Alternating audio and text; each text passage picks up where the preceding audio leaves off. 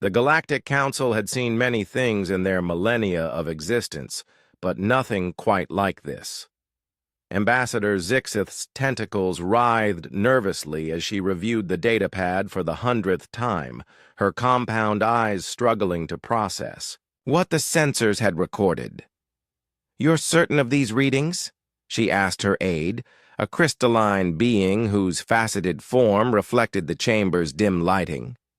"Absolutely certain, Ambassador. The energy signatures are unmistakable. A Class 7. Void Stalker is requesting audience with the Council, and it's asking to join the human delegation." The chamber fell silent except for the gentle hum of life support systems. Void Stalkers were apex predators of the deepest space, creatures of shadow and hunger that had terrorized the galaxy for eons. They were death incarnate, beings of pure instinct and malevolence that even the most advanced civilizations gave wide berth. The idea of one voluntarily approaching the Council was unthinkable. The notion that it wanted to ally with humans was beyond comprehension. "Bring them in," Zixith commanded, her voice steadier than she felt. The massive doors to the Council chamber groaned open, revealing an impossible sight. A Void Stalker, its obsidian carapace gleaming like liquid night, moved with predatory grace across the floor. Its 6 eyes, each the size of a human head, scanned the assembled delegates with ancient intelligence. But what made every being in the chamber freeze was what walked beside it. A human woman, small and seemingly fragile compared to the monster at her side, strode forward with quiet confidence.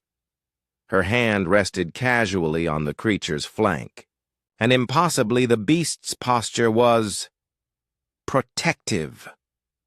"Honorable Council," the human spoke, her voice carrying across the vast chamber.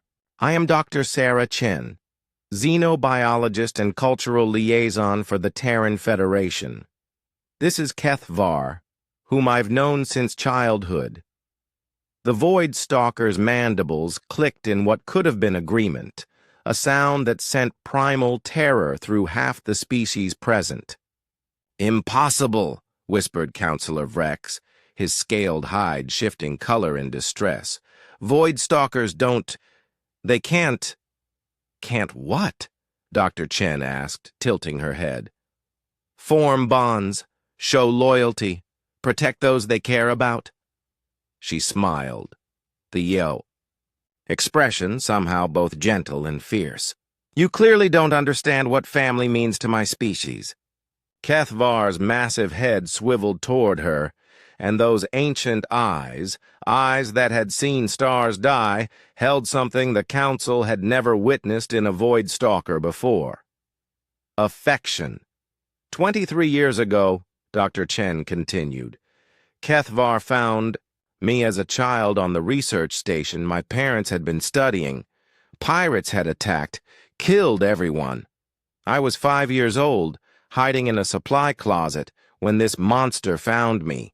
The chamber was dead silent, every delegate hanging on her words.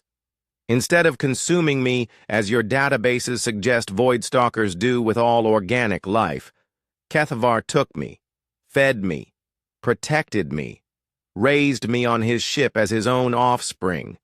He taught me the songs of dying stars, showed me the beauty in the void between galaxies.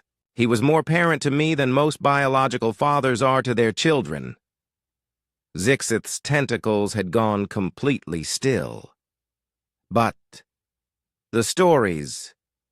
Void Stalkers are destroyers, consumers of worlds. Stories told by species who never bothered to understand them, Dr. Chen replied coolly. Yes, they hunt. Yes, they're predators. But so are humans, Counselor. So are most of your own species, when survival is at stake. The difference is, we recognize something in each other. Keth Var's voice emerged from his translator, a sound like grinding metal and distant thunder. Pack, he said simply. Humans understand pack. You see, Dr. Chen explained, when Kethvar observed human behavior, he recognized something familiar. Our pack loyalty, our willingness to die for our young, our tendency to adopt outsiders into our family units. To him, we weren't prey. We were potential pack mates. She gestured to the viewing screen, which lit up with images of human colonies across the galaxy. In the past decade, 7 more Void Stalkers have approached human settlements, not to hunt but to adopt. There are human families now with Void Stalker guardians, and Void Stalkers with human crews they consider their offspring. The implications hit the Council like a physical blow. Humanity, the youngest species in the galaxy, had somehow domesticated, no, befriended, the most feared predators in known space. When humans first petitioned for Council membership, Dr. Chen continued, you debated whether we were civilized enough, advanced enough. You worried about our aggressive tendencies, our territorial nature, our pack mentality. What you failed to understand is that these same traits make us uniquely capable of forming bonds across species barriers that other civilizations can't even imagine. Kethvar's head lowered until it was level with Dr. Chen's, and she placed her hand on his massive snout with obvious affection. The galaxy is vast and full of dangers, she said. Wars, cosmic phenomena, threats we haven't even discovered yet. You can face these challenges with the same fear and isolation that has defined interspecies relations for millennia, or... She paused, meeting the gaze of each council member in turn.